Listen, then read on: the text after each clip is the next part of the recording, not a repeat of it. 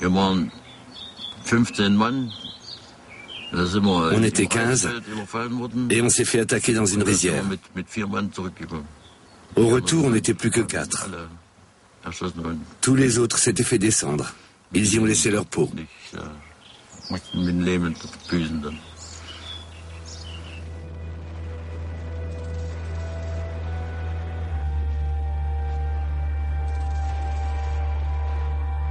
Hans-Joachim Schriever n'est là que depuis quelques mois seulement, lorsqu'il comprend les enjeux et la dureté de cette guerre.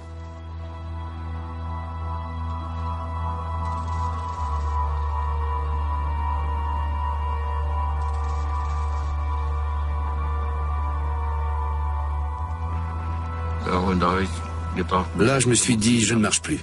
Parce qu'enfin, pourquoi? Ça ne vaut pas le coup. Ça a été le déclic. Je me suis dit, j'en ai ras-le-bol, je me barre.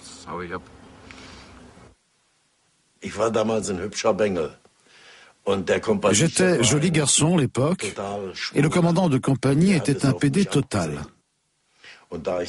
Il avait des vues sur moi. Et comme c'était pas mon truc, ça a fini par tourner au vinaigre. Et je lui ai tiré dessus. Il n'a été que légèrement blessé, mais moi je n'avais plus le choix. J'étais bon pour la cour martiale, il ne me restait plus qu'à déserter.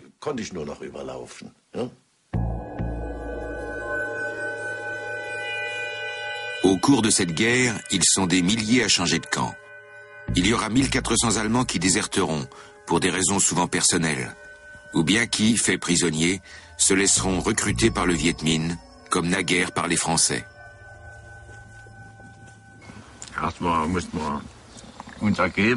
Il fallait commencer par se rendre à l'ennemi.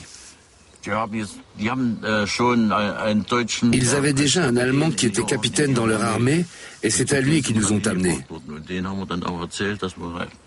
On lui a dit qu'on voulait passer de leur côté, qu'on en avait ras-le-bol de la Légion. Cet officier fait partie d'un groupe d'antifascistes et de juifs allemands et autrichiens, passés par les camps d'internement français pendant la Deuxième Guerre mondiale, puis engagés dans la Légion, et qui avaient déserté dès le début de la guerre d'Indochine. Certains d'entre eux, comme Ernst Frey ou Erwin Borchers, étaient rapidement devenus officiers dans le Viet Minh et étaient de proches collaborateurs du général Giap. Ils publient un journal de propagande pour le Vietnam, Waffenbrüder, frères d'armes. À la différence des déserteurs plus récents, ils ont changé de camp par conviction idéologique et se chargent désormais de l'éducation politique de ces hommes qui ont d'abord combattu pour Hitler, puis pour l'empire colonial français et maintenant pour la libération du Vietnam.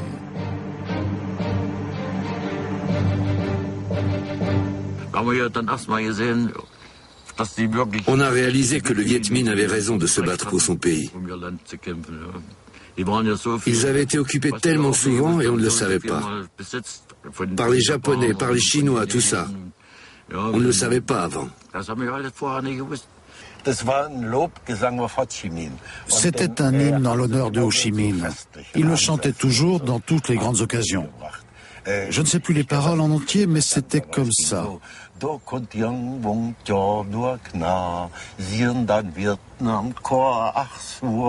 Ho Chi Minh, mon Nam, Ho Chi Minh, mon Nam, Ho Chi Minh, mon Nam.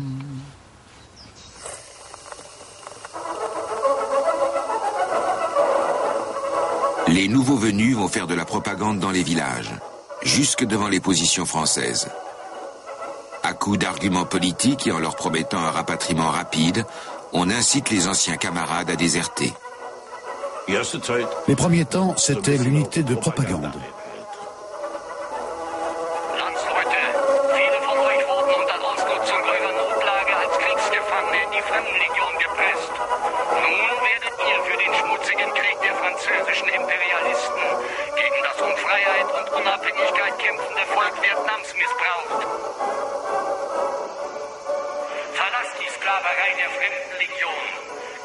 Vietnamesischen Volksarmee über und schafft euch damit die Möglichkeit zur Rückkehr in die Heimat.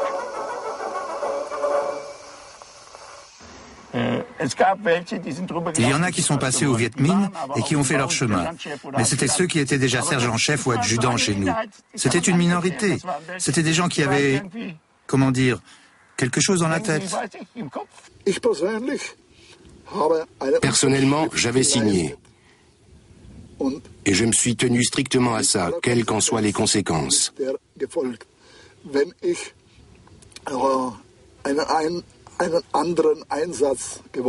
Si j'avais voulu m'engager ailleurs, j'aurais fait le nécessaire.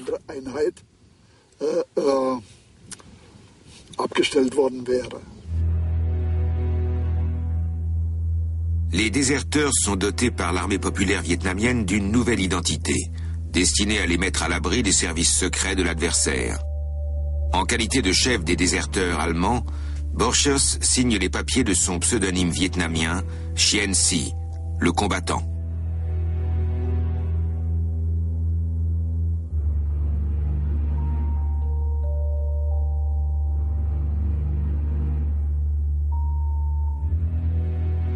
Désormais, des Allemands combattent donc des deux côtés.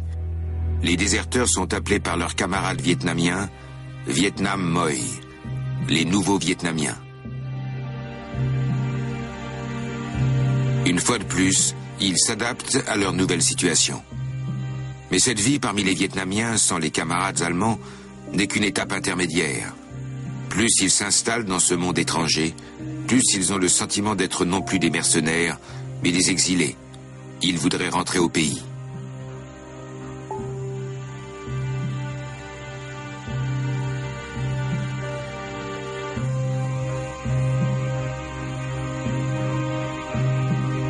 Sehnsucht. Wenn schnell die Wolken heimwärts ziehen, wenn sie im letzten Strahlen der Sonne verblühen, dann möchte ich Tränen vergießen um dich. O liebe Heimat, du bist mein Glück. Im fernen Osten singt leise die Nacht, in meinem Herzen die Sehnsucht erwacht. Im fernen Osten ein Liebeslied klingt, wenn rot die Sonne im Meer versinkt. In einer einsamen Stunde in Südvietnam gedichtet.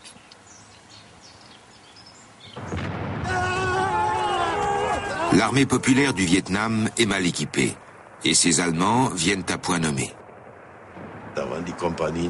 Leur compagnie était armée de machettes, quelquefois d'épieux. J'ai vu une compagnie qui avait juste une mitrailleuse légère datant de la Première Guerre mondiale. Ils ont dit, si les Allemands nous rejoignent, on va gagner la guerre. Ils ont dit ça. Les anciens légionnaires apportent une vaste compétence technique et stratégique. En plus de la propagande, j'ai fait l'instructeur armement. Car les armes qu'avait le Viet Minh étaient pour la plupart des armes prises aux Français. Et je m'y connaissais.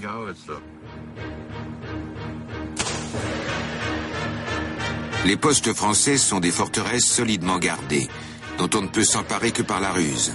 Willy Deckers a été volontaire dans ce genre de commando. Selon l'unité qui occupait le poste, nous commencions par nous procurer la tenue correspondante.